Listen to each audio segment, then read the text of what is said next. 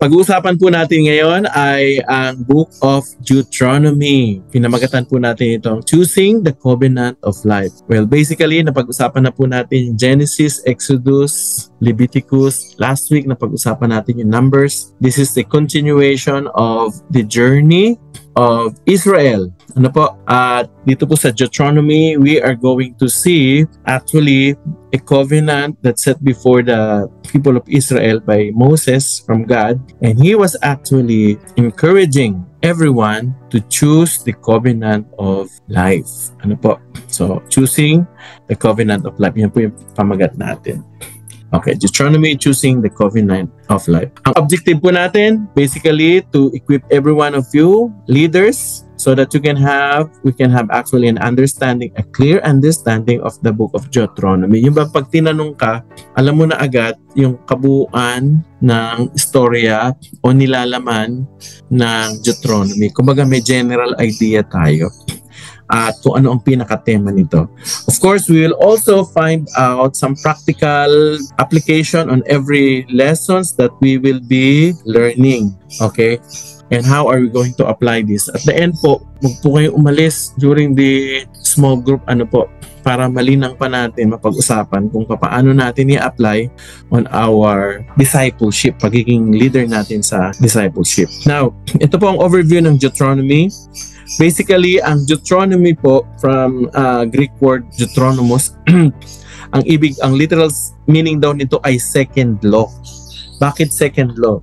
Kasi dito po sa Deuteronomy, nire-review ni Moses actually yung batas na ibinigay sa kanila doon sa Mount Sinai.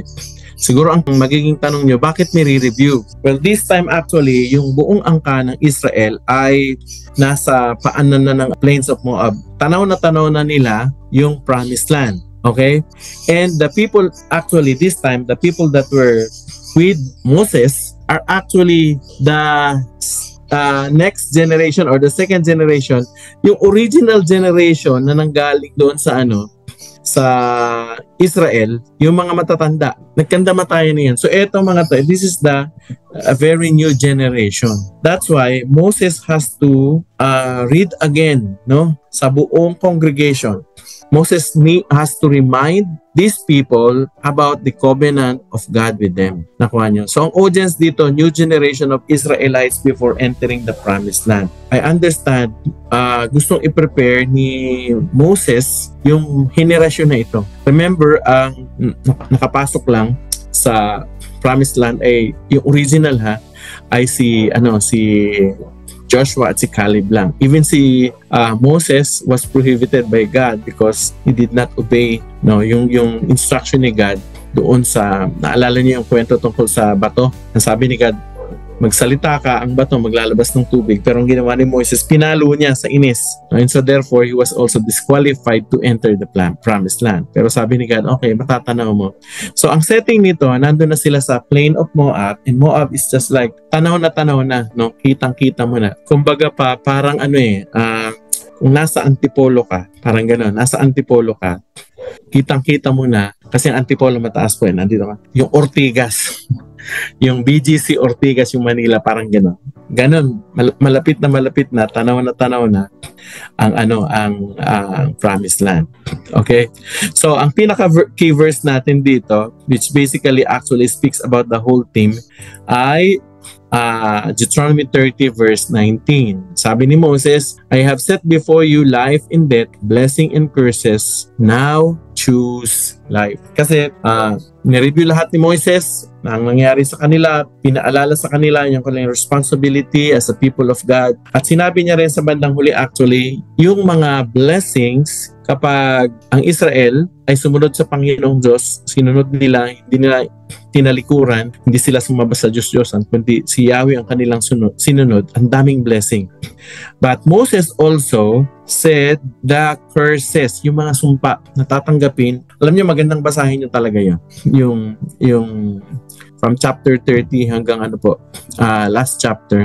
Kasi makikita niyo po kung ano-anong blessing ang pwedeng matanggap ng isang tao when he is actually obeying, very obedient to the word of God, to Yahweh Himself. And what are the curses? Hindi yung mga yung mga sakit, mga sumpa na natatanggap ng isang tao dahil most likely the person is not obedient. So ito yun. Sabi ni Moses, I have set before you life and death, blessings and curses. Pero sabi ni Moses, choose life. Pero at the end, si Moses actually nagbigay ng uunahan ko na. Nagbigay siya ng prophetic utterance. Sabi niya, pero alam ko, sabi niya, pag namatay ako, darating ang panahon, tatalikuran niyo ang Panginoon at ipapatapon kayo sa malayong bansa. Sa malayong bansa. Pero sabi niya, pero ang Panginoon ay aalalahanin kayo at bibigyan kayo ng bagong puso o tutuliin. Actually, sa English, He will give you a circumcised heart and He will bring you back to this land. Yun ang kanyang Binanggit ko na sa inyo kasi at the end, hindi ko na yun babanggitin. Okay, now, i-review lang natin, i-review natin uli ang nangyari. Ano nangyari from Egypt? Dito tayo sa taas. Nilabas sila ni Moises. So, nagkaroon ng Exodus after some plagues, 10 plagues after the 10 plagues. Pagkatapos po nun, nagsettle sila sa Mount Sinai. Sa Mount Sinai, actually isang taon sila na nagsettle doon. And during that time, God actually gave the law to Moses and all of the laws about kabuuan civil, marital, and even religious laws were given to Moses. Nakuha nyo. Now, after some time, nagpunta na sila ngayon sa nagsimula na sila maglakbay. Ay yung tinalakay natin last time sa Leviticus, di ba? Sa Leviticus, ano nangyari doon?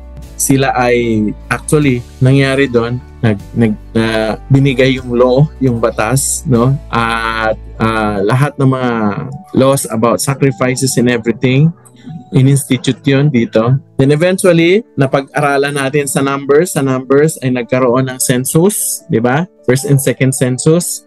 Dito rin sa time na ito, pinadala ni Moses actually ang 12 tiktik para tingnan, pumasok doon sa Canaan. So may nakapasok na sa Canaan, tiningnan nilang mabuti. During this time, merong 2 report. Majority report at saka minority report. Pareho ang report nila, generally, masagana, maganda ang bayan. Pero yung majority report, sabi nila, they reported actually out of fear and disbelief. Sabi nila, hindi natin kaya mga tao doon. In fact, sabi pa nga nila, parang pinapahamak tayo ni Yahweh. Mamaya, babasahin natin yung portion din. Kasi nireview ni Moses yun. However, yung minority report, si Joshua at Caleb, sabi nila maganda ang lupain at binigay na sa atin ng Panginoon. In fact, takot yung mga tao doon. Lusubin na natin. However, nagwagi yung majority and so therefore, nagalit si Yahweh. Pinarusahan sila. Nung pinarusahan sila, nagmadali naman sila. Sige, lusubin natin. Sabi ni Moses, wag nyo na lusubin kasi hindi sasama sa inyong Panginoon. Pero lumusog pa rin sila. So, pinarusahan na naman sila, marami sa kanilang namatay. After that, because of that, ang sabi ni Yahweh, okay, dahil sa inyong katigasan ng ulo, 40 years ayong mananatili. Mamaya mababasa natin yan. Ni-review ni Moses yun. So 40 years sila na nagpaikot-ikot dito sa disyerto na ito. Nakuha nyo? Then after 40 years, eto na, si Moses, parang nararamdaman niya, malapit na rin yung kanyang oras, pinaalala niya sa bagong henerasyon ang mga batas at utos ng Panginoon at ano mga dapat nilang maging ugali pagpasok nila sa Canaan. Kasi sa Canaan, ang Canaan kasi, ang mga tao doon ay punong-puno ng mga Diyos-Diyosan. And after that, after paliwanag ni Moses yung mga bagay na yun, si Moses umakyat sa bundok, pinakita ni Lord sa kanya yung Canaan, then eventually, doon siya namatay. Okay? Now, tingnan natin yung, ito yung gusto ko ipakita sa inyo. Sa Numbers chapter 14, verse 32 to 34, ito yung as a review, no? Sabi rito, as for you, your dead body shall fall into this wilderness. Ay ng parusa ng Panginoon doon sa mga ninuno ng mga hindi sumampalataya, no? Kundi nagmatigas, nagrebelde. Sabi niya doon sa mga taong yon sa Book of Numbers, sabi niya, your bodies, your dead body shall fall into this wilderness. So mamamatay kayo lahat. Pero lang, of course, kay Joshua at saka kay Caleb. Sabi niya, and your children shall be shepherds into the wilderness for, napansin niyo, itong sabi ni God sa kanila, 40 years. So nagpaikot-ikot sila ng 40 years because of the rebellious heart, and shall suffer for your faithlessness, dahil sa kawalan ng pananampalataya, until the last of your dead bodies lies in the wilderness. Yun ang promise ni God, hanggang sa mamatay lahat kayo, according to the number of the days in which you spied on the land. Sabi niya, dahil 40 days kayong nag-spy, di ba? 40 years. Sabi niya, 1 taon sa kada araw, dahil hindi kayo naniwala. Ano ang intention ni God? Bakit inano yun? Bakit sinabi niya yun? Tingnan natin intention niya. Sabi niya rito, tingnan nyo 40 days a year for each day, you shall bear your iniquity for 40 days. And, sabi niya rito, and you shall know my, ano sabi dito? Hindi ko makita. Well, basically, sinasabi niya, and you shall know my displeasure, sabi niya. And so, therefore, God was actually disciplining them. Okay? Now, these are the words that Moses spoke. Deuteronomy chapter, chapter 1, verse 1 to 3. Ito, si Moses kinakausap na yung mga bagong henerasyon. At itong sabi ni Moses, sabi ng Deuteronomy, these are the words that Moses spoke to all Israel beyond the Jordan in the wilderness. Pansinin niyo, verse 3, binanggit rito, in the 40th year, on the first day of the 11th month. Meaning to say, dito, in-indicate talaga na natapos na yung 40 years. Ito yung pang 40 years na sa unang-unang araw ng ika-11 buwan. Naka nyo? Inausap ni Moses spoke to the people of Israel according to all that the Lord has given him. May binigay na utos si God. Ni-review yun ni Moses. Okay? So, tingnan natin. Ano ang pinaka-structure? Well, basically, pwede nating hatiin yung buong chapter 1 to 34 into 3 segments. Yung unang segments, ano yun? Opening speech ni Moses, pinaalala sa kanila, ni-review yung mga nangyari at yung mga dapat nilang gawin. Actually, dito nakasulat yung Shema. Chapter 12 to 26, these are the collections of laws that they need to understand. Tapos chapter 27 to 34, yung closing speech ni Moses. Dito nyo makikita yung curses and curses if the Israel will not obey, and blessing if they will obey. Naka niya. Then eventually, dito sinabi ni Moses yung choose life. At dito niya rin binanggit actually yung prediction niya na eventually sabi niya, pag nawala ako, ay tatalikod kayo at ipapatapon kayo ng Panginoon sa malayong lugar. Pero darating ang panahon, titipunin kayo uli ng Panginoon, ibabalik dito at bibigyan kayo ng isang bagong puso. Then eventually, after that, mababasa nyo yung portion na kung saan si Moses ay namatay na. Okay. Now, lagyan lang natin ng konting specifics. So chapter 1 to 5, this will actually a call to remember. So this is the beginning actually of Moses' final speech before his death. So ang ginawa niya dito sa chapter 1 to chapter 5, ni-review niya lahat ng batas ng covenant, no? At nangyari ito doon na, malapit na actually sa Jordan River nung ni-review niya ito. Now, these are some of the verses I chose. Pumili ako ng ilan kasi tingin ko napakaganda nitong napakaganda nitong alalahanin natin. So chapter 1, itong sabi, see, the Lord your God has set the land before you. Go up, take possession, as the Lord, the God of your father, has told you. Do not fear or be dismayed. Dito, pinaalala ni Moses. Sabi niya, ang ginawa natin ganito bago yung mga ninuno nyo, bago tayo pumasok sa Canaan, actually, nagpadala tayo ng spies o mga tiktik. At sinabi ko sa inyo na eto na, tingnan nyo, puntahan nyo yung lugar o lupain na binigay na sa atin ng Panginoon. Binigay na yan sa atin ng Panginoon. And the Lord God Himself commanded us to take possession of the land. Naka nyo? Ngayon, nung nagpunta kayo, bumalik kayo, nagbigay ng balita. Ito yung sinasabi ko sa inyo kanina. Nire-review lang natin. Pero actually, this is part of Moses' speech. Sabi niya, chapter 1, verse 26. Pero ang sabi niya, yet, you would not go up. Of course, he was speaking to the new generation, pero he was speaking as the whole, for the whole Israel. Sabi niya, kayo, mga Israelita, sinabi ko na sa inyo, na binigay na sa atin yan, pero ano daw sinabi? Sabi niya, yet you would not go up. Sabi niya, ayaw niyang pumunta. Pinapapunta kayo ng Panginoon, pinapatik na nga sa atin. Ano pa, sabi rito, but you have rebelled against the command of the Lord your God. Sinabi na ni Lord, may pangako na si Lord, pero hindi sinunod. Alam nyo, ganun pala yun. We can draw a principle actually out of that. When God tells us something and we do not believe it, when we do not believe Him, the next response that will be seen among the people who do not believe in the Word of God is that they will not obey. They will not obey. And so by disobeying, they are actually going against the very Word of God. And God takes that seriously and He labels it as a rebellion. So rebellion per se roots out or it is coming from disbelief. Yung hindi pala natin paniniwala sa mga sinasabi ng Panginoon, sa mga pangako niya, ay nagdadala yun sa atin para hindi sundin yung kanyang sinasabi, yung kanyang instruction. And so therefore, hindi natin pagsunod sa kanyang instruction. He is taking it seriously and He is labeling it as rebellion. Sabi niya, but you rebelled against the command of the Lord. Bakit? Kasi, tingnan natin. And ito pa nangyari. Ano yung mga behavior ng isang rebellious person? Etong behavior. And you murmur in your tents and said. Nagmumurmur sila. Mga mareklamo. No? Ganto kasi. Mareklamo. At hindi lang mareklamo, naghahanap sila actually ng pwedeng negative things na pwedeng isisi o ibintang. Sabi, you murmured in your tents and said, tingnan nyo, anong ginawa nila? Because the Lord hated us, He has brought us out of the land of Egypt. Pinuin nyo, yung disbelief nila has brought them to disobey God and so therefore rebelled. Pero hindi lang yun. Gumawa pa sila ng usap-usap o kaisipan na because the Lord hated us, piruin nyo, hindi lang sila nag-disobey, pinagbintangan pa nila na ang Panginoong Diyos ay nag-iisip ng masama laban sa kanila. Kasi tayo kinamuhian tayo ng Diyos, hindi niya tayo mahal. And so therefore, kaya gusto niya tayong salantain. Nakanya.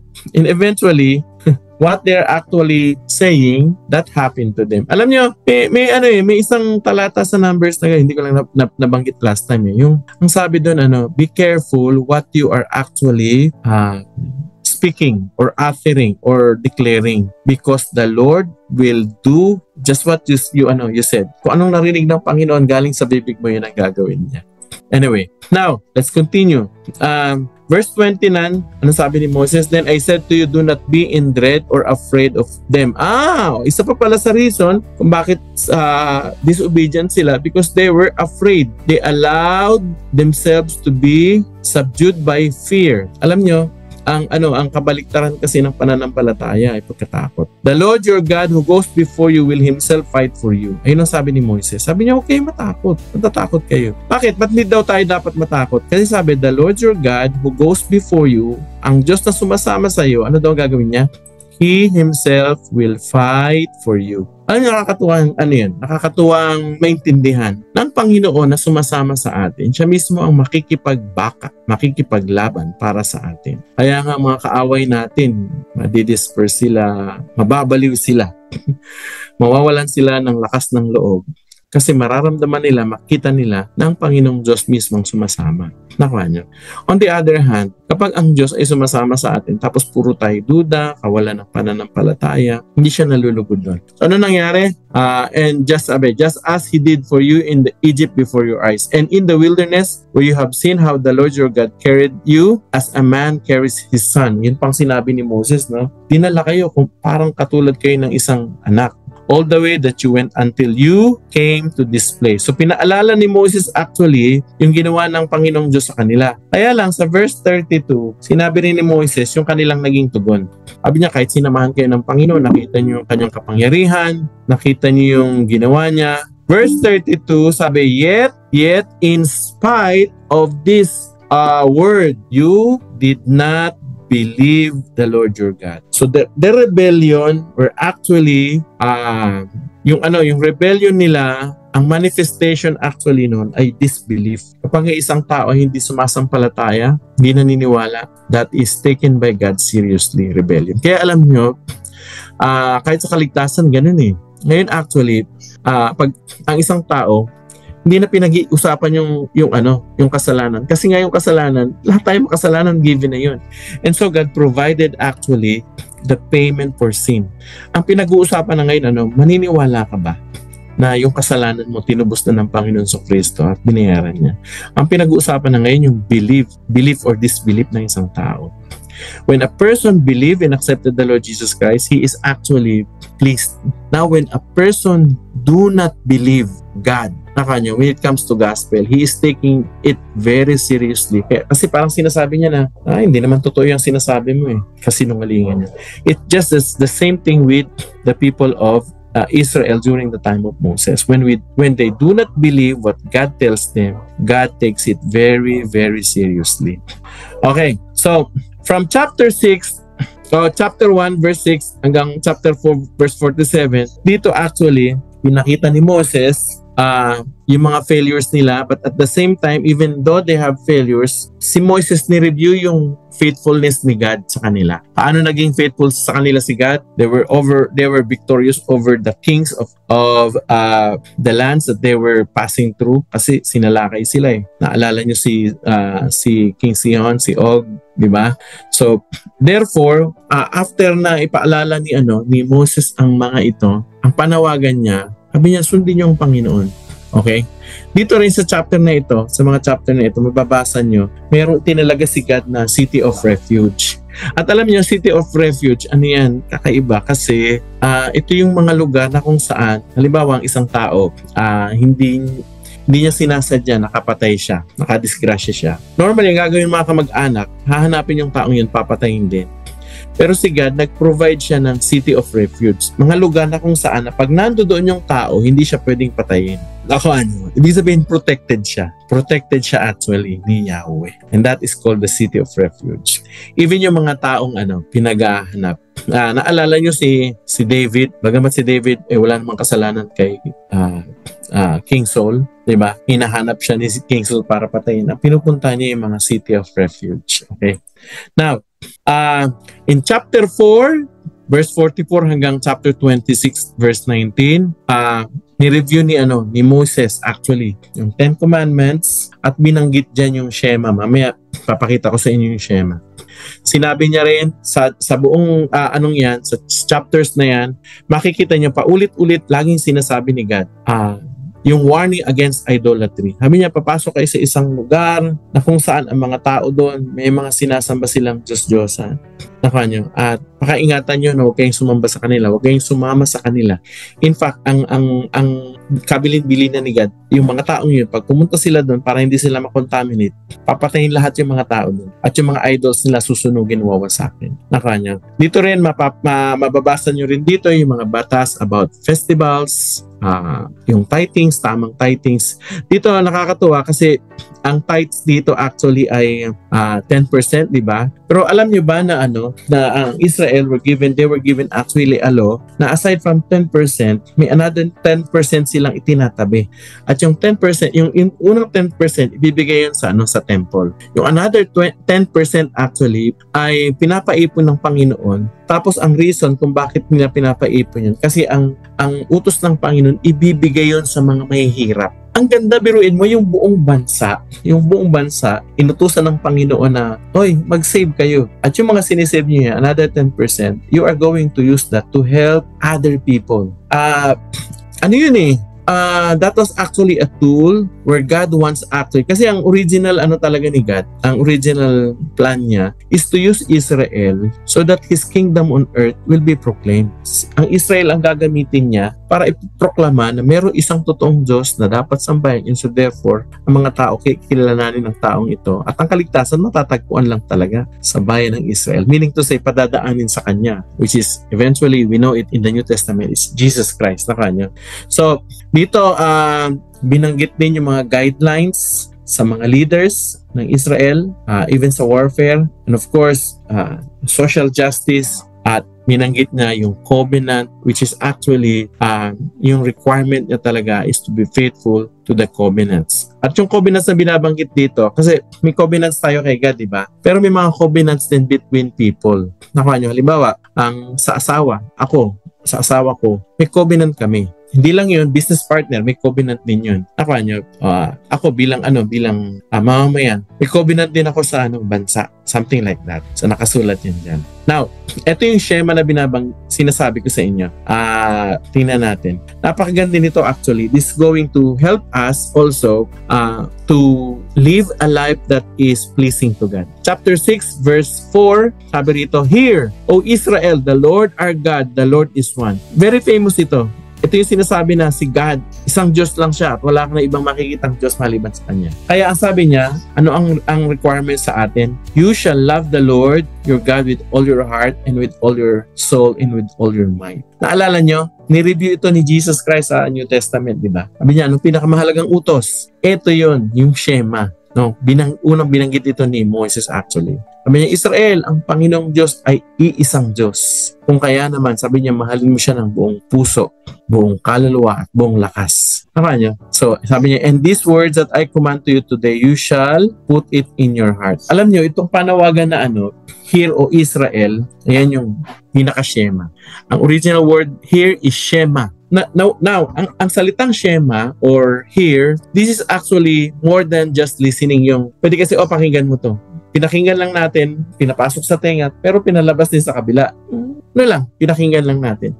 Pero yung word na shema sa Bible, yung sinabing, Hear, O Israel, yung salitang hear dito, hindi lang pakinggan, kundi attentively with all of your attention. Meaning to say, tanggalin mo lahat ng mga ginagawa mo, pagtuunan mo ito, pag-isipan mo, dito ka nakafocus, pakinggan mo yung sinasabi ng Panginoon, parang yung sinasabi niya. Nakanya. So, hearing actually, when it comes to what the Lord God is telling us, He actually requires us to intentionally and attentively, with all of our attention, listen to His very word. Why? Because it needs a response from God. And the response is obedience. Meaning to say, when God tells us something, He calls an action. He actually calling us to do something about it, not just listen. Nakuha niyo? Ganon actually ang attitude natin. Whenever we listen to preaching every Sunday, o kaya sa Bible study, or whenever we read the Bible, we read it attentively, we listen to the word with all intention, walang mga kaagaw, full attention kumbaga, very attentive, because you want to catch the very message of God with the intention to obey it right away. Yun yung shema. Nakuha niyo? Tingnan natin yung mga karugtong niyan. So, verse 7, hindi lang natin ito pakikinggan, hindi lang natin ito gaganapin, yung utos ng Panginoon. Kundi sabi niya, meron pa tayong another, next level. This is the next level responsibility that God gave us. Sabi niya, you shall teach them diligently. Hindi lang pala natin ito pakikinggan, hindi lang pala natin ito gaganapin, hindi lang pala natin ito i-apply, kundi tayo rin ay inuutosan na ituro ito. Tama nyo? May next level. Pero you have to remember this, mga kapatid, ganito. Bago natin ito ituro, kailangan na i-apply muna natin. Bago natin ito i-apply, kailangan naintindihan natin mabuti kasi pinakinggan natin with all of our attention. How can you apply something that you do not understand? Tama nyo? Kaya maganda yung pagbubulay araw-araw, yung pagsasama-samang pag-aaral. At even sa small group, pag pinoprocess natin yung mga pinag-aralan natin, nalilinang lalo yung ating kaalaman, kaisipan, and so therefore, nagkakaroon tayo ng mas masidhing damdamin na ganapin, tuparin at sundin yung sinasabi ng Panginoon. Pero hindi natatapos dun sa pagsunod. May next level. Kailangan daw ituro din natin ito. Kanino? Sa mga anak natin. Nakaka niyo? Sa mga anak natin. Of course, sino yung mga anak? Ngayon, ang application niyan, of course, ang unang mga anak natin, syempre, may biological children natin. Ang unang ministry natin, mga kapatid, yung family natin. So, we have to teach our children. But aside from that, I should say, ito, gusto ko nang i-extend, yung spiritual children natin.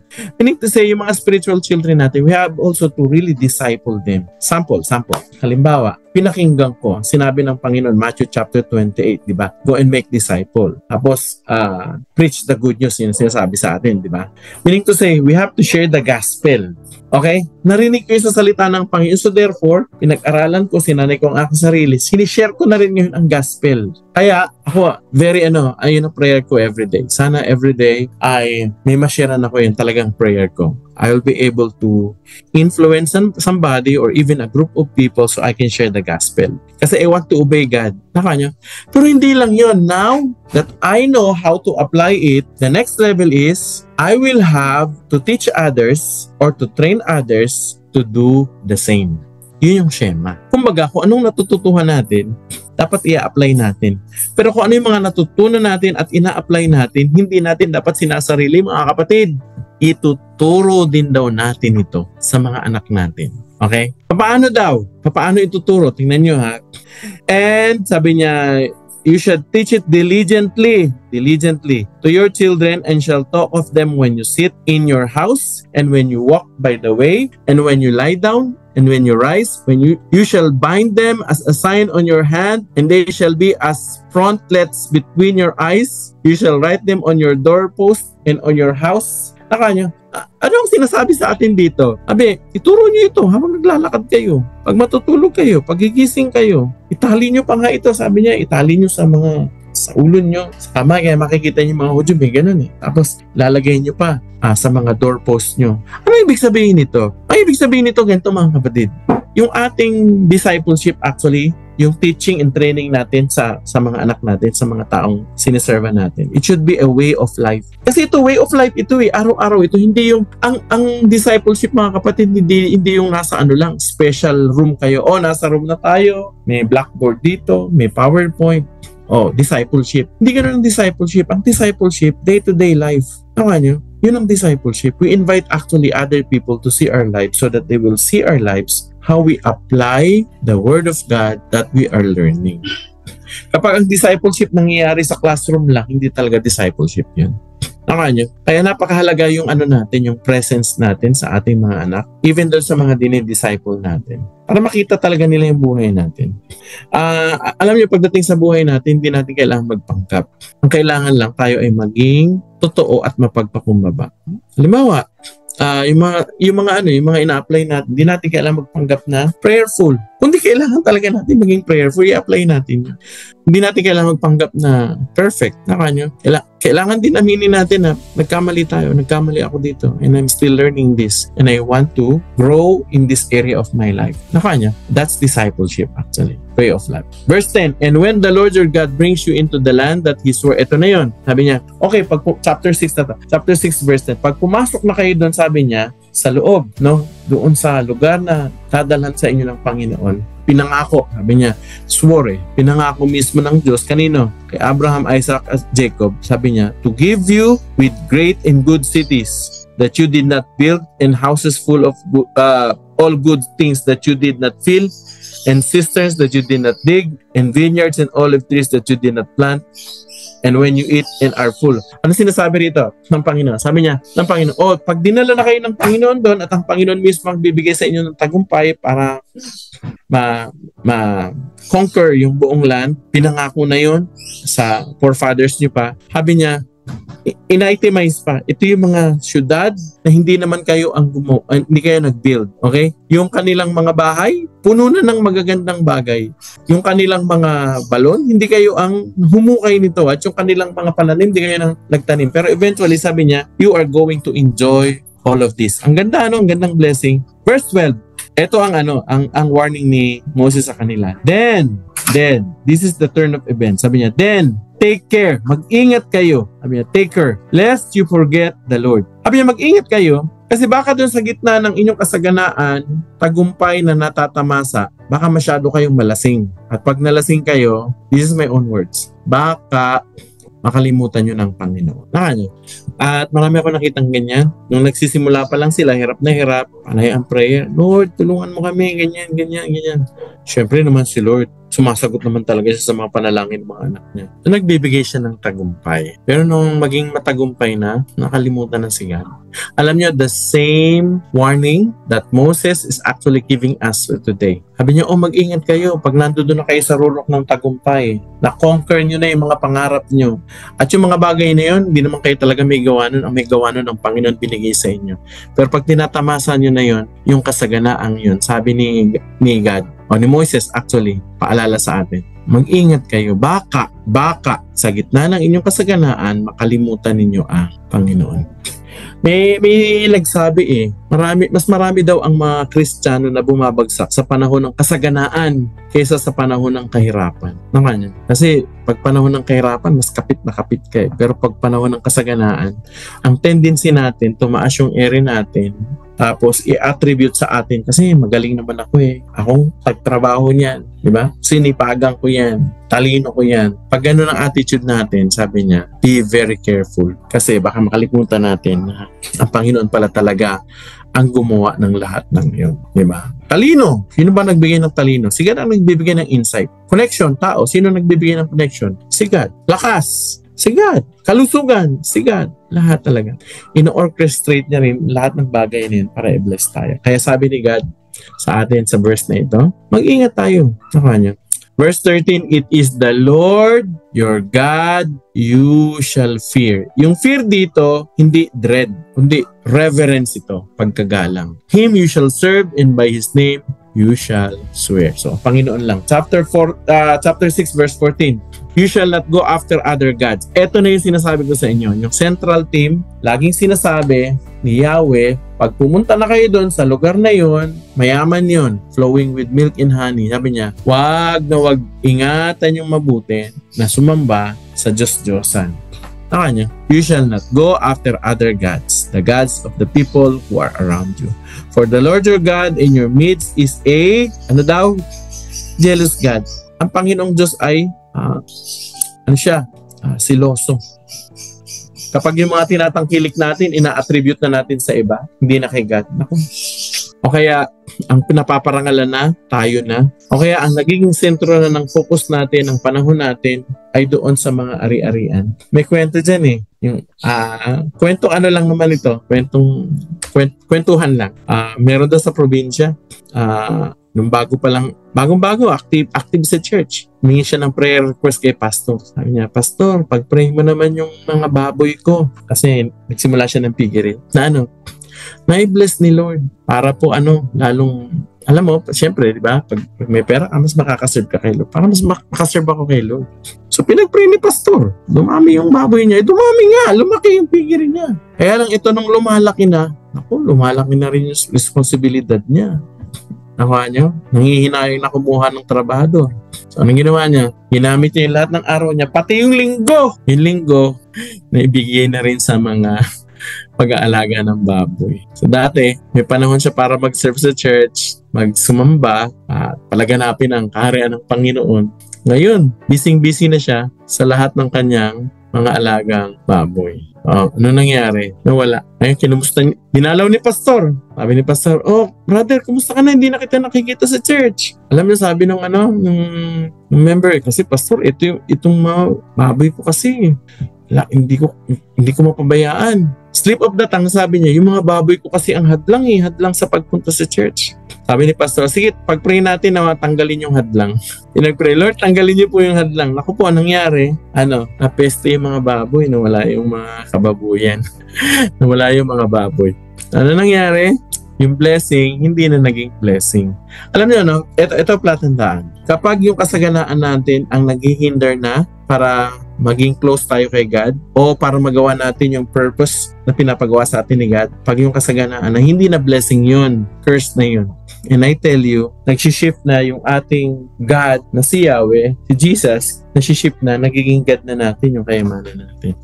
So, lest the anger of the Lord your God be kindled against you and He destroyed you from the face of the earth. Sabi niya, you shall not put the Lord your God to the test. Huwag niyong susubukin ng Panginoon. As you tested Him at Massa, and you shall diligently keep the commandments of the Lord your God and His testimonies and His statutes, which He has commanded you, and you shall do what is right and good in the sight of the Lord. You know what? God is always calling Israel to be a just. Ano ibig sabihin ng just? Fair. He's calling actually to be fair to everyone. Pag mamumuhay kayo, hindi lang ang Panginoon, kundi yung relationship nyo sa Panginoon dapat nagre-reflect yun ng magandang relationship sa tao. Nakuha nyo, paano masasabi na isang tao maka-Diyos? Laging nasa church? No. Masasabi mo na isang tao maka-Diyos kapag siya ay nagiging makatao. Kapag minamahal niya ang tao, pinaglilingkuran niya, and is living actually a righteous and fair life. Nakuha niyo? And you shall do what is right and good in the sight of the Lord, that it may go well with you, and that you may go in and take possession of the good land, and that the Lord swore to give you your fathers by thrusting out all of your enemies from before you, as the Lord has promised. So ano daw ang gagawin ng Panginoon? Tatanggalin ang mga kaaway, magtatagumpay sila sa mga kaaway nila. So, okay, chapter 27 to 30, it speaks about, eto naman yung mga ceremonies sa Gerizim at Ibal. Tapos dito binanggit yung blessing and obedience. Yan. Yung mga blessings, kapag sumunod ka sa Panginoon, ang curses at disobedience, mababasa nyo rito. Dito ko nabasa na may mga certain sickness pala, sakit. At yung sakit na yun, very particular, palatandaan na you are actually receiving curses kasi you are disobeying God. Tapos ang appeal dito ni Moses, choose life. Piliin nyo ang buhay at ang blessing. Okay? So final words, chapter 31 to 34, dito kinumission na ni Moses si Joshua kasi nararamdaman niya na hindi na siya magtatagal. Okay? So kinumission niya na si Joshua at dito mababasa niyo rin yung song and blessing of Moses, and eventually you will see umakyat si Moses, pinaakyat sa Mount Nebo at doon namatay siya, tapos yung kanyang katawan hindi natagpuan. Okay? Bakit kaya sa palagay nyo hindi natagpuan ng mga Israelita yung katawan ni Moses? Well, I have listened to some theologians. Maybe ganito daw nangyari. Kung natagpuan ng mga tao yung katawan ni Moses, most likely baka ginawa nilang preserve, linagay sa isang lugar, ginawa ng statwa, and eventually that will become an idol. So therefore, a fall. Kasi grabe, great person, great prophet talaga si Moses sa kanila. And so God decided, okay, hindi niya matatagpuan kasi ayaw ni God na maging katitisuran pa yun ng Israel eventually. Now, so as a whole, anong mga matutunan natin sa buong libro? Well, you will see the covenant of loyalty and love for God. God is always calling for Israel to be loyal and to love Him with all their heart, mind, and soul. Bakit kaya ganun ang sa lagi sinasabi ni God? Parang ang ilan sa atin siguro isipin, parang egocentric naman si God, naka sa kanya. Bakit ganun? Well, kasi yun ang kailangan natin eh. Did you notice kung sino yung mahalaga sa'yo? Kung sino sinasamba mo actually, nagiging kamukha mo. When we actually love God with all of our heart, soul, and strength, we imitate Him actually. So it is just good and right for us, to really focus on God. Siya lang talagang sambahin natin. Okay? We will also learn from the book of Deuteronomy that obedience brings blessing, of course. And we are also taught that we have to prepare the next generation. So hindi lang tayo ang nag-aaral, nakikinig ng salita ng Panginoon, hindi lang natin ito ina-apply, pero tinuturoan din tayo na turuan yung mga anak natin. Then actually, that was exemplified by Moses. Si Moses, bago siya namatay, meron siyang prepare, meron siyang inihandang Joshua. Kumbaga, may leadership transition. Pag-isipan niyo itong mabuti. Ano sa palagay niyo nangyari? Kung si Moses bigla na lang namatay na si Aaron, si isa pa niyang kapatid, di ba? Tapos mamamatay si Moses. Tapos walang susunod na leader. What do you think will happen? Chaotic. Alam niyo, ganun din dapat tayo. Sa ating paglilingkod ngayon, whatever organization you are, maging sa family, dapat isipin natin yun. One day, tayo as parents, mawawala tayo. At ang gawin natin bago tayo mawala, na i-ready natin yung mga anak natin. Naturuan natin sila kung paano magmahal sa Panginoon, na i-lead natin sila sa Panginoon. Yung pagmamahal natin, na ilipat natin sa kanila. Kumbaga na ipamana natin sa kanila yung pagmamahal natin sa Panginoon. Dapat ganun. Sa kumpanya, ganun din. Sa kumpanya, wala naman sa atin dito indispensable eh. Siguro ngayon, ikaw ang CEO, ikaw ang manager. Eventually, mamamatay tayo. Pag namatay tayo, ano mangyayari? Ano mangyayari doon sa mga tauhan, di ba? Sa mga susunod na generation. Dapat may piniprepare na rin tayo mga leaders. Sa church or sa ministry, ganun din. Sa church or sa ministry, ganun din.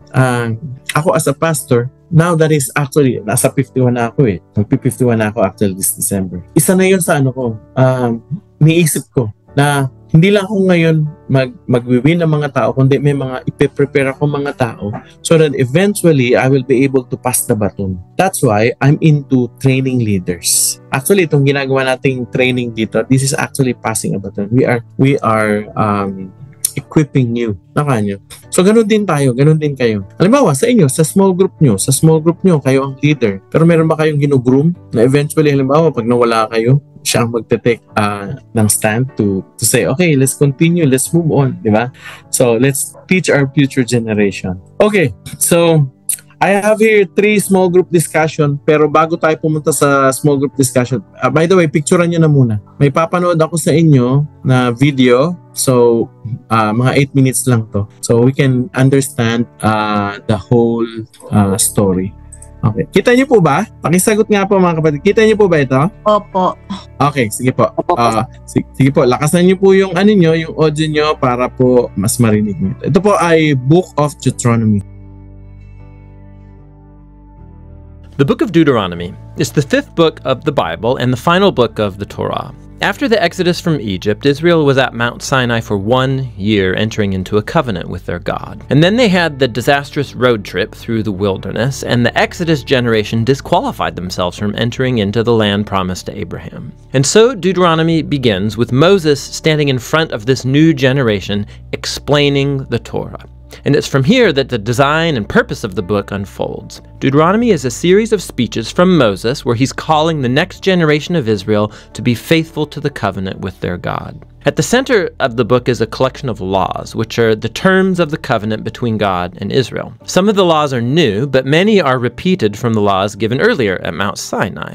And that's actually where this book gets its name, from a Greek word deuteronomion, which means a second law. Now, surrounding these laws are 2 outer sections of Moses' speech. Each of these are broken up into 2 parts themselves. Let's just dive in and we'll see how this whole thing works. So Moses first of all summarizes the story so far, and he highlights how rebellious the previous generation was, in contrast with God's constant grace and provision in the wilderness. And God did bring his justice on them, yes, but he did not abandon his covenant promises. After this comes a series of very passionate sermons where Moses calls on this new generation to be more faithful than their parents were to the covenant. He reminds them of the 10 Commandments, and then the centerpiece of this section is a famous line called the Shema.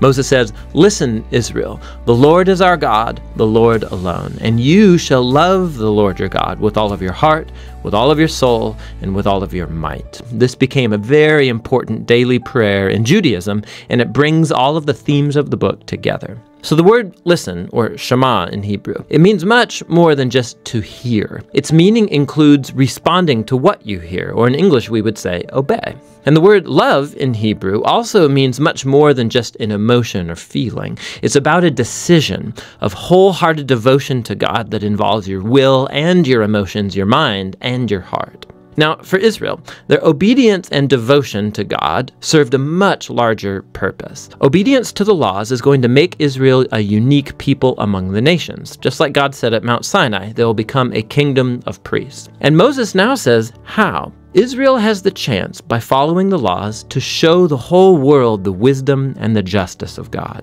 The other key idea in the Shema is that Israel was called to obey and be devoted to the Lord alone. Or literally, in Hebrew, it says, the Lord is one. Now, in context, the point is that the Lord is the one God Israel is to worship and obey. Israel's about to go into the land of Canaan, where people worship idol gods that represent all different aspects of creation, the sun, the weather, sex, and war. And in Moses' view, worshiping these gods degrades humans and destroys communities. But worshiping the God of Israel, who's the creator and the redeemer, that will lead to life and blessing. And so we come to the large collection of laws at the center of the book. And they're roughly arranged by topic. So the opening section is about Israel's worship of their God. They were to have one central temple where one God would be worshipped. And also, God was to be worshipped in Israel's care for its poor. So for example, all Israelites were to set aside 1/10 of their annual income to be given to the temple. But another 10th was to be set aside every 3 years and given to the poor. And these are the kinds of laws that put Israel on the cutting edge of justice in comparison to their ancient neighbors, and it was all bound up with their worship of God. The next section outlines the character qualities of Israel's leaders. So the elders, the priests, the kings, these were all placed under the authority of the covenant laws, which God said that he would enforce by sending prophets to keep the leaders accountable. So in contrast to Israel's neighbors, where kings were thought of as divine and a law unto themselves, Israel's leaders were subordinate to the law and the prophets. Following this is a large section of laws about Israel's civil life, so rules about marriage and family and business, and also about social justice, about their legal system and how it was to protect widows and orphans and immigrants. And then these are concluded by more laws about worship. Now, here's some tips for reading all of these laws. Remember, first of all, these are the terms of the Sinai covenant given specifically to ancient Israel, living in a culture that's very different from yours. And so two, it's not going to be helpful to compare these laws with modern laws from a very different culture. Rather, these were given to set Israel apart. And so we need to compare these laws with those of Israel's neighbors, like in Assyria or Babylon. And when you do that, all of a sudden laws that seemed harsh or bizarre become much more clear. You see that God is pushing Israel to a higher level of justice than was ever known before. And so finally, try to discern what core principles of wisdom or justice underlie any particular law, and you'll discover some really profound things. So here's an extra credit assignment. Go see how Paul the Apostle does this very thing in his first letter to the Corinthians, chapter 9, verse 9, and he quotes a law from Deuteronomy chapter 25, verse 4. It's really interesting. So back to Moses. After he goes through all of the laws, he issues a final challenge that Israel should listen to and love their God. He first issues a warning and an ultimatum. If Israel listens to and obeys their God, everything's going to go great, lots of divine blessing. But if they don't listen and rebel, famine, plague, devastation, and ultimately exile from the land. And then Moses forces a decision. He says, "Today I set before you all life or death, blessing or curse, goodness or evil. So choose life by loving the Lord your God and listening to him." But then Moses says this. He says, "I know that after I die, you're going to rebel and turn away from God and end up in exile." Which is kind of a downer, but then again, he's been with these people for decades, and it becomes clear that his hopes are not very high. But all is not lost, Moses says. One day, when Israel is sitting in exile, at any point, Moses says they can turn back to their God, who will, in his words, circumcise your hearts so that you may love him with all your heart and soul and live. Now, this is a vivid metaphor that's saying something is fundamentally wrong with Israel's heart. It's stubborn and hard. And it's the same thing wrong with the heart of all of humanity. This is going all the way back to the rebellion in the garden. Humans seized autonomy from God. They wanted to define good and evil for themselves, and they ruined God's good world as a result. But one day, Moses says, God is going to do something to transform the hearts of his people so that they can truly listen to and love God from the heart and be led back to true life. And this is the promise that gets picked up by the later biblical prophets, Jeremiah and Ezekiel, the hope for a new heart. So Moses ends his speech with a poem of warning and then of blessing, and then he walks up onto a mountain and he dies. And so the Torah draws to a close. All of the major plot tensions of the biblical story are in place, but left totally unresolved. So when is the descendant of the woman going to come and defeat evil? Or how is God going to rescue the whole world and bless all nations through this family? And how can God's holiness be reconciled with people who are continually rebellious? And how is God going to transform the hearts of his people? You just have to keep reading to find out. But for now, that's what the book of Deuteronomy is all about.